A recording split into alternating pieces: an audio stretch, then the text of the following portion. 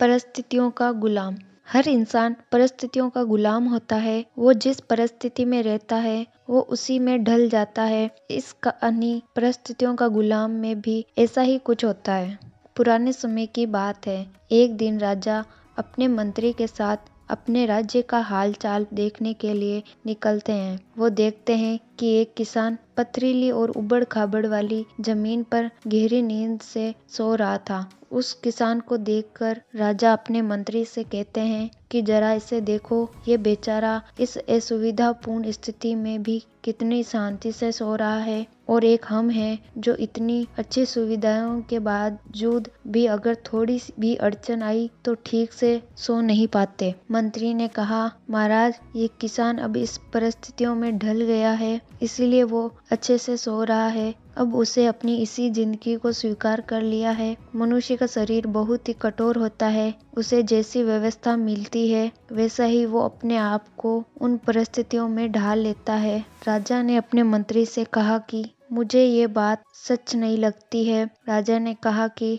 हमें इसकी परीक्षा लेनी चाहिए। उस किसान की परीक्षा लेने के लिए वो उसे अपने साथ राजमहल में ले जाते हैं। यहाँ पर राजमहल में उसके लिए हर तरह की सुख सुविधा की व्यवस्था की जाती है। उस किसान को बहुत ही अच्छा नरम बिस्तर सोने के लिए देते हैं। किसान की बड़ी खुशी के साथ राजसी ठाट बाट का आनंद लेना लगा। इसी तरह किसान को राजमहल में आए हुए 2 महीने हो गए। अब किसान भी इस सब सुख सुविधाओं का गुलाम बन गया था। उसी बीच एक दिन मंत्री ने चुपके से किसान के बिस्तर में कुछ पत्ते और तिनके रख दिए। किसान को तो अब इन सुख सुविधाओं की आदत लग गई थी, इसलिए वो बिस्तर में ऐसे पत्ते और तिनके रखने की वजह से सारी रात करवटें बदलते रहा। उसकी नींद भी ठीक से पूरी नहीं हो पाई। अगली सुबह राजा और मंत्री उसके पास उसे मिलने पहुंचे। उस किसान ने राजा से शिकायत की कि उसके बिस्तर में कुछ चुभने वाली चीजें हैं और इस चीजों की वजह से उसे पूरी रात ठीक से नींद भी नहीं आई। किसान की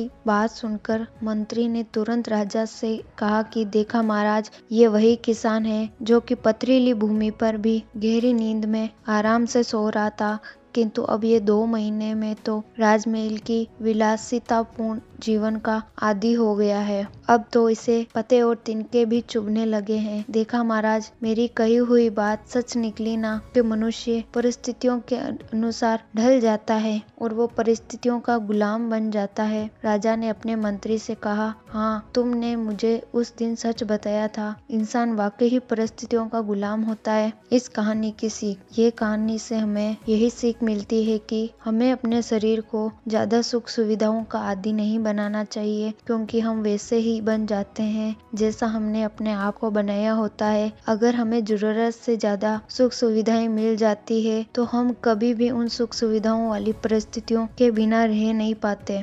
मैं आशा करती हूँ कि ये कहानी परिस्थितियों का गुलाम आपको पसंद आई होगी। तो वीडियो को लाइक जरूर करें, चैनल को सब्सक्राइब करें और कमेंट करके हमें बताएं कि आपको ये कहानी कैसी लगी, और अपने दोस्तों के साथ शेयर अवश्य करें।